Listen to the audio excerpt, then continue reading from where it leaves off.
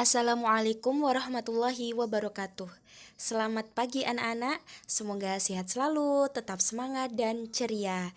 Nah, sebelum kita belajar, marilah kita bersama-sama membaca basmalah. Bismillahirrohmanirrohim.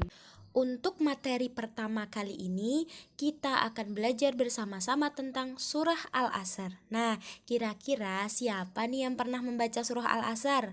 Atau bahkan sudah hafal surat Al-Asr? Nah, untuk kali ini kita akan belajar kembali tentang surah Al-Asr, bagaimana cara membaca, mengartikan dengan benar, kemudian menghafalkannya dengan mudah dan mengetahui apa saja nilai-nilai yang terkandung dalam surah Al-Asr. Oke, mari kita mulai berkenalan dengan surah Al-Asr. Surat Al-Asr masuk ke urutan surat ke-103 di dalam Al-Quran.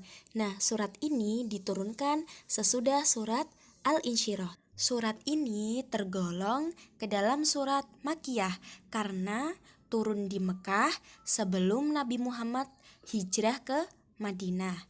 Nah, surat Al-Asr ini terdiri atas 3 ayat. Nah, ternyata nama Al-Asr ini diambil dari ayat pertama dalam surah Al-Asr yang berarti waktu atau masa. Nah, di sini ibu guru akan memberikan contoh bagaimana membaca surah Al-Asr dengan baik dan benar. Mohon disimak baik-baik ya anak-anak. A'udzu billahi minasy syaithanir rajim. Bismillahirrahmanirrahim. Wal 'asr innal insana lafi khusr illal ladzina amanu wa 'amilus solihati wa tawasau bil haqqi wa tawasau bis sabr. Nah, itu tadi contoh cara membaca surah Al-Asr dengan baik dan benar dan bisa ditirukan oleh anak-anak kemudian dihafalkan. Nah, kemudian untuk selanjutnya berkaitan dengan surah Al-Asr ini, ternyata kebiasaan orang Arab pada masa turunnya Al-Quran itu ketika berkumpul pasti mereka membicarakan tentang berbagai hal. Nah, salah satu yang mereka bicarakan itu tentang waktu dan masa. Orang Arab pada waktu itu ketika mereka berhasil, mereka akan mengatakan bahwa waktu itu baik.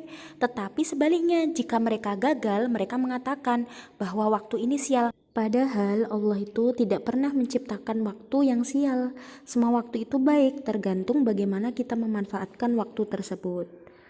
Nah, selanjutnya Bu Guru akan memberikan mufrodat atau arti perkata dalam surah Al-Asr.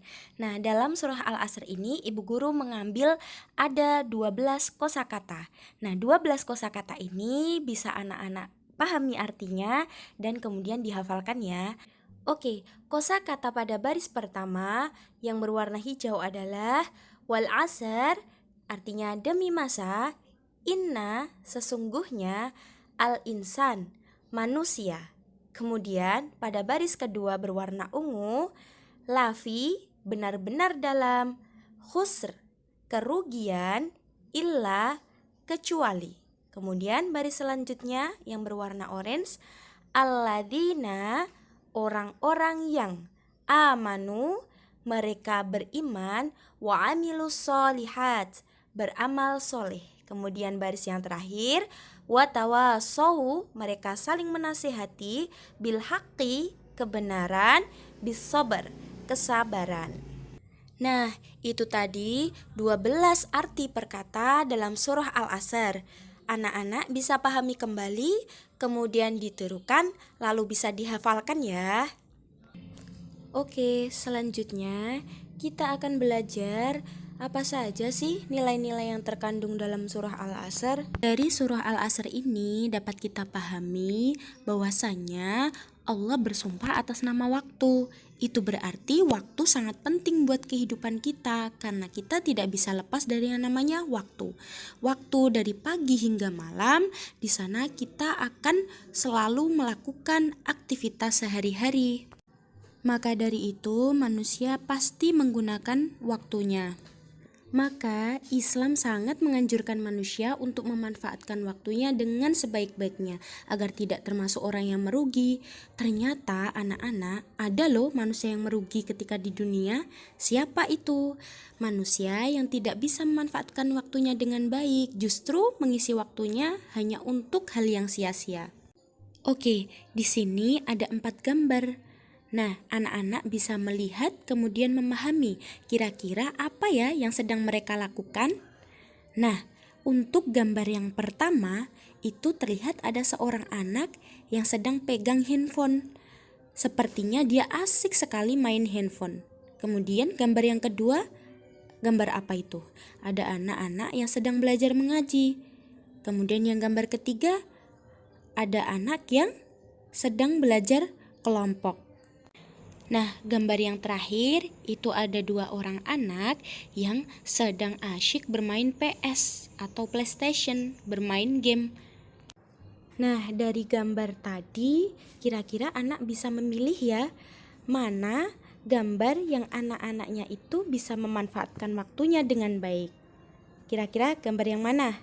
Betul sekali, gambar anak yang sedang belajar mengaji bersama dan sedang belajar kelompok. Nah, mereka bisa memanfaatkan waktunya dengan baik dan tidak menyia-nyiakan waktunya untuk bermain game. Nah, ternyata dalam surah Al-Asr Allah sudah berikan tips atau kiat-kiat agar manusia itu tidak menjadi manusia yang merugi. Nah, ada 3 syarat nih yang harus dipenuhi oleh manusia. Yang pertama, manusia itu harus beriman kepada Allah, yakin bahwa segala perilaku kita di dunia itu pasti akan dipertanggungjawabkan di akhirat kelak. Kemudian yang kedua, kita harus perbanyak amal soleh, perbanyak amal kebaikan, membantu orang lain. Nah, tips yang terakhir adalah menasihati dalam kebaikan kesabaran. Bagaimana kita bisa mengajak teman-teman kita ketika sudah masuk waktu sholat, kita mengajak sholat. Kemudian ketika waktunya ngaji, kita mengajak mengaji atau ikut TPA. Nah, itu termasuk menasihati dalam kebaikan. Selain itu, menasihati dalam kesabaran ketika nih teman kita sedang ditimpa ujian atau musibah. Nah, contoh musibah di sini misal teman kita sedang ditimpa sakit atau teman kita sedang ditimpa musibah kehilangan keluarga dan saudara.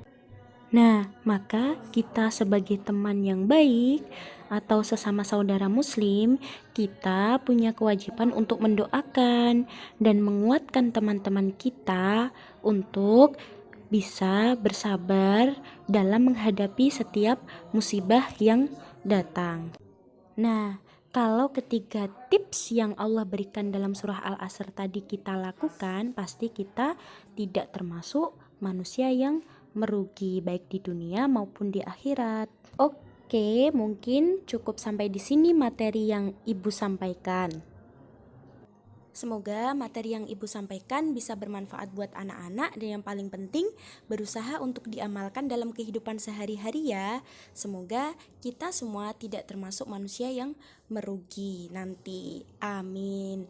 Oke, terima kasih anak-anak atas perhatiannya. Walaupun di tengah pandemi tetap harus semangat belajar walaupun di rumah. Terima kasih.